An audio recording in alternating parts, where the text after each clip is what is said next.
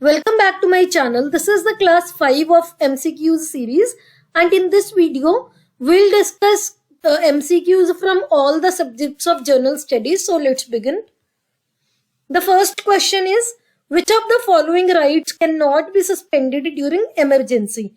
जब emergency लगती है कंट्री में, इंडिया में, तो कौन से राइट्स सस्पेंड नहीं हो सकते?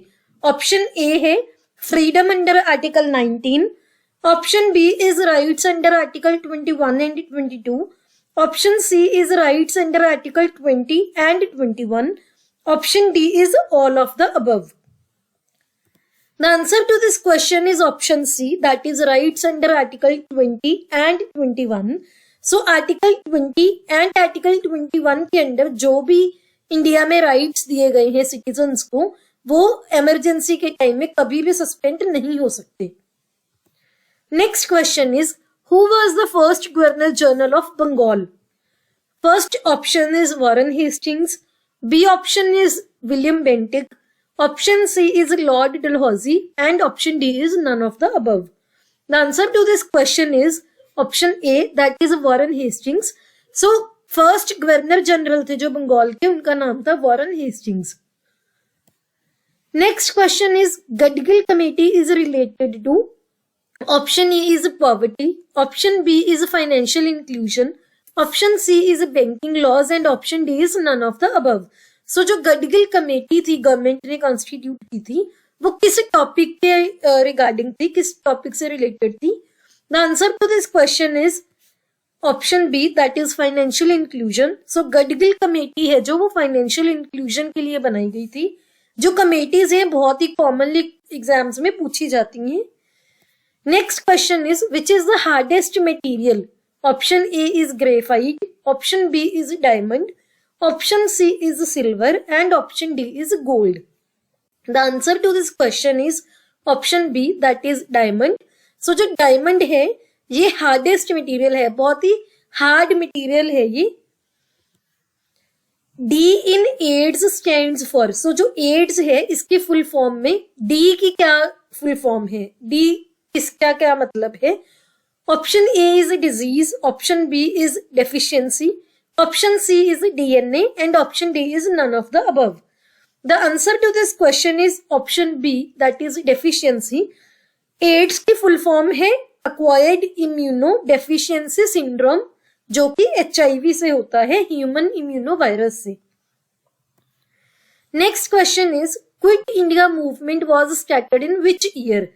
जो क्विट इंडिया मूवमेंट थी, भारत छोड़ो आंदोलन, वो कब स्टार्ट हुआ था? Option A is 1941, option B is 1942, option C is 1940, and option D is 1943. The answer to this question is option B, that is 1942. So जो क्विट इंडिया मूवमेंट थी वो 1942 में स्टार्ट की गई थी. Next question is, the Speaker of Lok Sabha is ex officio chairman of. Option A is a Rules Committee, option B is a Committee of Privileges, option C is Committee on Public Undertakings, and option D is Committee on Government Assurances. So जो लोकसभा के speaker होते हैं, ex officio chairman का मतलब होता है कि जो भी लोकसभा का स्पीकर रहेगा वो बाय पोस्ट, क्योंकि वो स्पीकर है लोकसभा का, इस वजह से वो किस कमेटी के चेयरमैन रहते हैं. The answer to this question is option A, that is rules committee. So जो रूल्स कमेटी होती है उसके चेयरमैन होते हैं लोकसभा के speaker. Next question is, which 5-year plan was based on Harrod Domar strategy? Option A is 5th, option B is 2nd, option C is 1st, and option D is 7th. The answer to this question is option C, that is 1st. So जो first 5-year plan था वो हेरोड-डुमार strategy पे based था. सभी 5-year plans थे जो different strategies पे based थे. So जो first 5-year plan था वो हेरोड-डुमार स्ट्रेटेजी पे बेस्ड था. Next question is, which Newton's law is called as law of Galileo? Option A is Newton's third law of motion, option B is Newton's first law of motion, option C is Newton's second law of motion, and option D is Newton's fourth law of motion.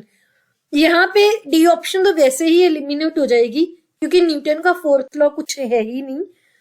The answer to this question is option B, that is Newton's first law of motion. So जो Newton का first law of motion है, law of inertia, उसको आप law of Galileo भी बोलते हैं। Next question is which one of the following cases prompted the parliament to enact 24th constitutional amendment act. कौन से केस ने पार्लियामेंट को प्रॉम्प्ट किया कि वो 24th कॉन्स्टिट्यूशनल अमेंडमेंट एक्ट उनको लाना पड़ा। Option A is Golaknath case, option B is Shankari Prasad case, option C is Kesavananda Bharati case and option D is Minerva mill case. ये सभी केसेस हैं जो आप पॉलिटी में पढ़ते हो, बहुत इंपॉर्टेंट केसेस हैं। यहाँ पे जो 24th कॉन्स्टिट्यूशनल अमेंडमेंट एक्ट के लिए जिस केस ने प्रॉम्प्ट किया था, उसका आंसर है option A, that is Golaknath case. So जो गोलकनाथ केस था, इसने पार्लियामेंट को प्रॉम्प्ट किया कि उनको 24th कॉन्स्टिट्यूशनल अमेंडमेंट एक्ट लाना पड़ा। If you like this video, please hit the like button and subscribe to my channel. See you in the next video.